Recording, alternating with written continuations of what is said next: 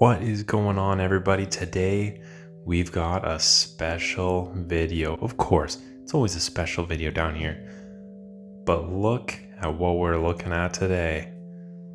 Behold the beauty.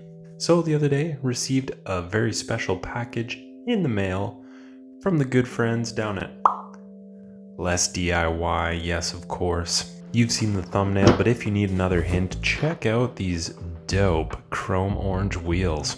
Yes, this is the epic Lamborghini Huracan Evo Spyder, designed by LoxLego, insane designs, and produced by LesDiy. More about the design a little later, so stick around. Here's a little surprise, RC Elements, was not expecting that. Dump out this mega sack of sacks and get sorting.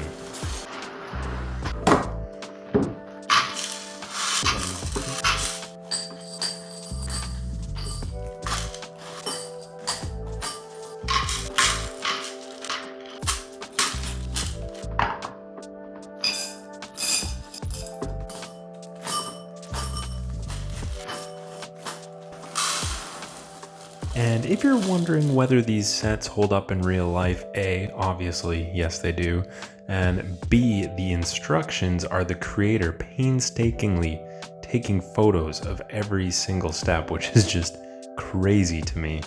Building the rear assembly, and check out these printed calipers, pretty cool. About 15% of the way through the build and time for a big decision already. RC or manual? Call me a bit old school, or more realistically a bit boring, but I like to keep it simple. I like to keep it lightweight. We're gonna go for the manual version. Drive selector is in. You can switch between two-wheel drive and four-wheel drive, which is pretty cool. And here's my first disappointment. So LesDiy provides these awesome chrome orange wheels. And when you get into the instructions, there's a bunch of chrome pieces, but all the pieces are just gray. But I can look past it. It would be awesome if they were chrome too, though. Let's be real. Second similar disappointment. So they have the prints for the calipers on the brakes, which is awesome. But why no prints for the engine details? I think I would pay an extra $5 for some more printed parts to take it that extra step up. Things are coming along nicely, but what the hell? This is wild. I feel dirty. Okay, these make for the paddle shifters behind the wheel, and it does look pretty good to be fair. Again, 98 to 99% of the pieces fit seamlessly together, and this time I don't even need to use tools. Bonus. Sadly, this little fella couldn't even grasp the concept of basic algebra, let alone a Technic axle.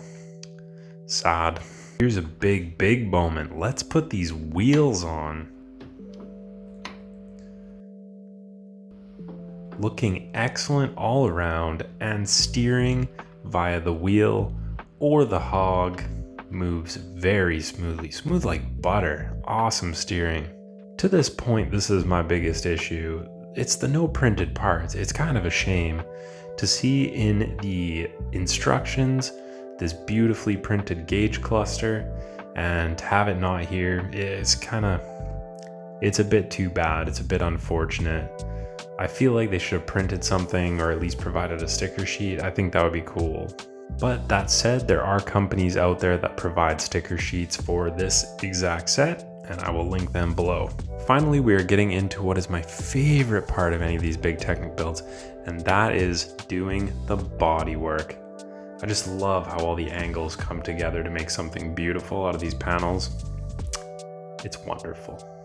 Here's a peek at the seats. Well designed, sure, but the ride on this plastic is absolutely shocking. Some of the bodywork is coming together, and we're starting to get the first door attached. And check this function out. I know Huracans don't have scissor doors, but this is dope as hell, man. And this is sort of odd. I noticed a CADA branded part, actually a few in this set. That's kind of strange. Do these companies share parts? I don't really know. Interesting though. The build for the headlights was something I was very interested in when I first saw this model because it looked like it'd probably be a little bit flimsy, but it is very secure and the angle is perfect on them. It looks awesome. It's really not flimsy at all. With the top of the front bumper installed, the whole front end is coming together beautifully and captures the spirit of the Huracan amazingly well. The hood is on and I am just obsessed with this design. Finally, a challenge. The rear diffuser was really freaking tricky to put on actually. It's got some tight tolerances, but you are rewarded for your efforts. Just look at this beauty. Another bold technique. Get the scissors out, kids. Time to chop some tube. But once the back is put together, you are rewarded for your sins. The taillights look great. The rear shaping is pretty crazy. I had a real tough time getting the engine cover on properly. I'm not sure if the instructions are 100% right. I had to make it a little bit different. You get there in the end. To this day, I'm not even sure I did it correctly, but I think it looks pretty great. But with that, the build is complete, and I gotta say, this design is amazing. Lox really outdid himself with this build.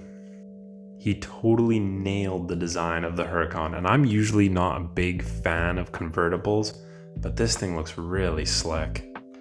It honestly looks good from every single angle. I must have spent a good 45 just looking at this thing. Took it outside, had a look at the front, had a look at the back, had a look at the side. It's good from every angle. Also playing with the doors. The door function is so cool. It's awesome. I can't believe how he managed to get the seamless scissor door functionality. And again, I know Huracans don't have scissor doors, but allow me to bring up another point. Who cares? It's awesome. And another little thing this unit does well is the steering. Whether you're using the steering wheel or the hand of God, it's really smooth. It steers super easily. It's got really nice range of motion, not too small, not too large, really bang on. And I also don't mind that the gearbox was ditched in favor of the 2-wheel drive, 4-wheel drive selector. Once you've built a couple of these big Technic cars, and the gearbox just ends up being a little bit tedious in my opinion. It's not like you're ever going to use it. I mean, these things are just shelf queens. And speaking of shelf queens, let's talk about RC functionality for a moment. So I feel it's a bit pointless. I would wager that this isn't really something that a lot of people are going to want to take outside and play and turn into an RC car. Like you would just buy an RC car. For the same price, you get a really nice remote control car. I would much rather they take away the RC functions, give us a few more printed parts, give us a sticker sheet, or give us a few more pieces to put a roof on this machine. And let's talk briefly about that last point, because there's a slight issue with the marketing for this set on LesDiy's website. In the product photos, it all shows that there is a roof. That is obviously not included. It shows that there are chromed pieces, again, not included. It also shows that there are printed parts, and those are again not included. And it shows that the wheels are either green or black depending on the photo, and that is clearly not the case. They are chrome orange, although I would think that black would look better personally, just against the green. Let me know what you think about that. But I think they just need to build the model and take product photos of it themselves would be beneficial. That would solve all those problems. This time around, I didn't have much issue with tight fitting parts mercifully. I didn't even need my trusty hammer, so that was a good move.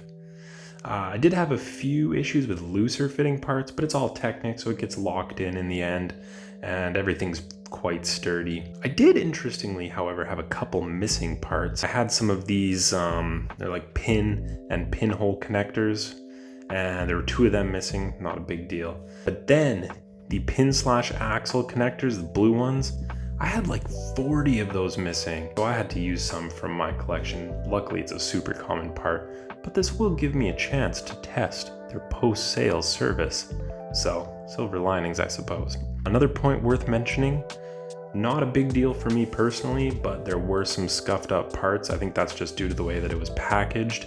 Some of the greens were packaged with some black parts, and looks like they might have got a little scuffed up slightly, some of the bigger panels, but again, for me, not a big deal. And I want to also mention, before I received this, I reached out to the designer to make sure everything was good with the intellectual property.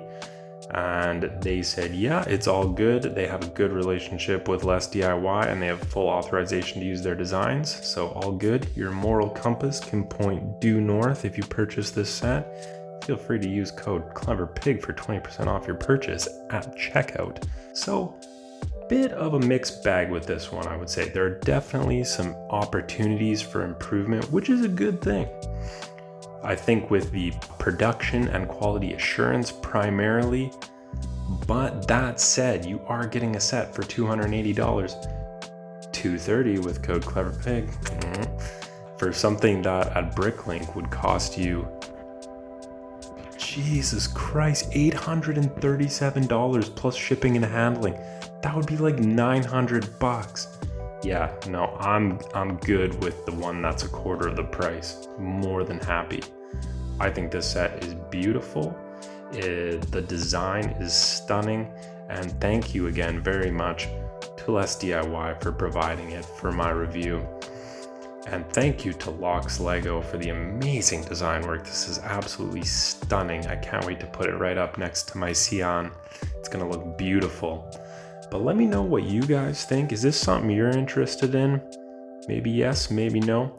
But if you got this far, I thank you very much for watching the video. Appreciate it a lot, and stay tuned for more amazing car stroke Lego content. And I will see you in the next one. Bye-bye.